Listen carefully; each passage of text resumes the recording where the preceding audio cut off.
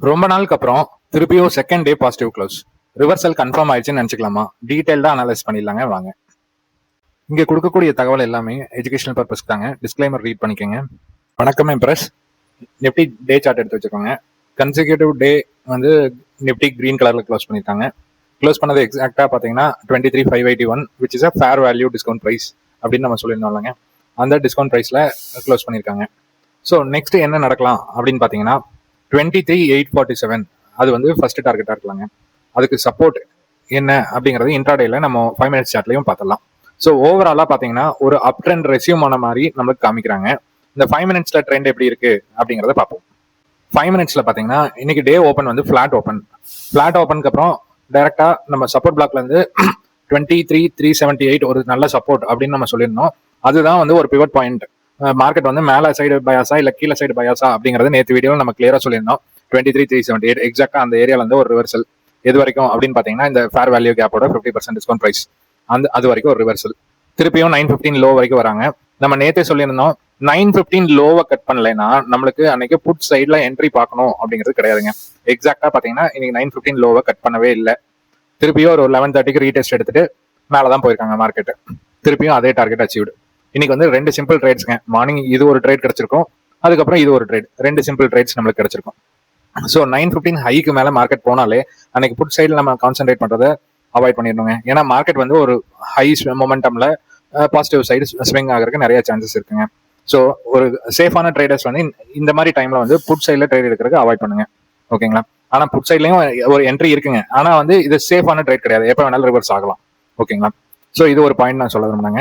அப்புறம் நாளைக்கு என்ன அப்படின்னு பாத்தீங்கன்னா நம்ம சப்ளை பிளாக்ல எக்ஸாக்டா க்ளோஸ் ஆயிருக்கு. சப்ளை பிளாக் பாத்தீங்கன்னா 23,580 640 அந்த ஏரியா வரைக்கும் நம்மளுக்கு வந்து ஒரு சப்ளை பிளாக் இருக்குங்க. சப்போஸ் இந்த சப்ளை பிளாக்ல இருக்க செல்லிங் ஆர்டர்ஸ் எல்லாம் நம்ம வந்து அப்சர்வ் பண்ணிட்டு நிப்டி அதுக்கு மேல போகும்போது பாத்தீங்கன்னா சப்ளை பிளாக் அடுத்த சப்ளை பிளாக் வரைக்கும் போகலாம். அது எங்க அப்படின்னு பாத்தீங்கன்னா 23,850 அப்படிங்கிறது அடுத்த சப்ளை பிளாக். ஸோ இது வரைக்கும் சான்சஸ் இருக்குங்க. அதுக்கு இடையில பாத்தீங்கன்னா 23,750 அந்த ஏரியால ஒரு சின்ன ஹர்டல் இருக்குங்க. அப்புறம் 23,834 அப்படிங்கிற ஏரியால ஒரு ஹர்டல் இருக்கும்.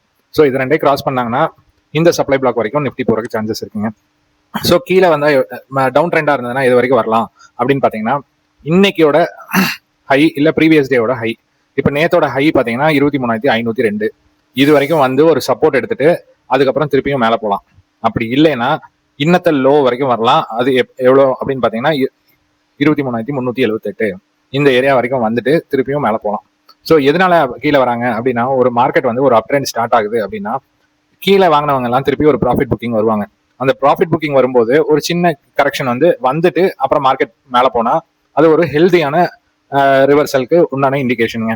மார்க்கெட் கீழே வந்துருச்சு 23,370 பக்கத்துல வந்துருச்சு அப்படின்னா உங்களுக்கு இது வந்து திருப்பி செல் ஆஃப் கிடையாது.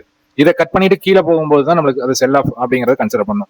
இல்ல இந்த இடத்துல ஒரு ரிவர்சல் கிடைச்சதுன்னா இப்போ கீழே இருந்து மேல வந்ததுக்கு உண்டான ஒரு ப்ராஃபிட் புக்கிங் அப்படிங்கிற மாதிரி தான் நம்ம எடுத்துக்கணுங்க. ஸோ அதுக்கு தகுந்த மாதிரி நம்ம ட்ரேட் எடுக்க ட்ரை பண்ணலாம். சப்போஸ் 23,378 அப்படிங்கிற இந்த மினி சப்போர்ட் ஜோனை பிரேக் பண்ணா மட்டும் நம்ம அதுக்கு கீழே இருக்கிற லெவல்ஸ் பத்தி யோசிக்கலாங்க. இல்லைன்னா அது கீழே இருக்கிற லெவல்ஸ் பத்தி நம்ம யோசிக்க வேண்டியதில்லை. ஸோ அப் ட்ரெண்ட்ல ஃபர்ஸ்ட் டார்கெட் 502 அப்படிங்கிறது ஹோல்ட் ஆயிட்டாங்க அப்படின்னா அடுத்த டார்கெட் பாத்தீங்கன்னா உங்களுக்கு 23,750 அப்படிங்கிற டார்கெட் வரைக்கும் போகலாம். அதுக்கு அடுத்த டார்கெட் பாத்தீங்கன்னா 23,850 இது வரைக்கும் போற டார்கெட் இருக்குங்க. ஸோ இப்போ பேங்க் நிஃப்டி என்ன அப்படிங்கறத பார்ப்போம். பேங்க் நிஃப்டி பாத்தீங்கன்னா ஆல்மோஸ்ட் 53,200 வரைக்கும் வந்துட்டு இப்ப திருப்பி ஒரு ரிவர்சல் மாதிரி நம்மளுக்கு ஃபார்ம் ஆயிருக்குங்க. ஸோ ரிவர்சல் இன்னைக்கு நம்ம டெலிகிராம் குரூப்ல நம்ம போட்டிருந்தோம். இந்த பாக்ஸை கட் பண்ணாங்கன்னா ஒரு 300 பாயிண்ட் உங்களுக்கு மொமெண்டம் கிடைக்கும் அப்படின்னு சொல்லியிருந்தோம். அதே மாதிரி எக்ஸாக்டா ஒரு 300 பாயிண்ட் இந்த இடத்துல மொமெண்டம் கிடைச்சது. இந்த பாக்ஸ் கிளியரா நோட் பண்ணிக்கோங்க. இது வந்து ஒரு கன்சாலிடேஷன் மாதிரி இந்த இடத்துல ஆயிருக்கு. இப்போ இந்த இடத்துல கன்சாலிடேஷன் ஆல்மோஸ்ட் 1.5 days வந்து இந்த இடத்துல கன்சாலிடேஷன் ஆனங்காட்டி இது வந்து ஒரு ஸ்ட்ராங்கான சப்போர்ட்டா இருக்கணும். ஸோ நம்மளுக்கு ஃபர்ஸ்ட் சப்போர்ட் அப்படின்னு பாத்தீங்கன்னா 54,650 அப்படிங்கிற ஏரியால ஃபர்ஸ்ட் சப்போர்ட். இதை கட் பண்ணும்போது 54,413 லாஸ்ட் சப்போர்ட் 54,170. இந்த 54,170 கட் பண்ற வரைக்கும் நம்ம பேங்க் நிஃப்டி இன்னும் கீழே போகும் அப்படிங்கிற மாதிரி யோசிக்க வேண்டியதில்லை. ஸோ இது வரைக்கும் மார்க்கெட் வந்துட்டு ஒரு ரீடெஸ்ட் எடுத்துட்டு கூட மேலே போகலாம்.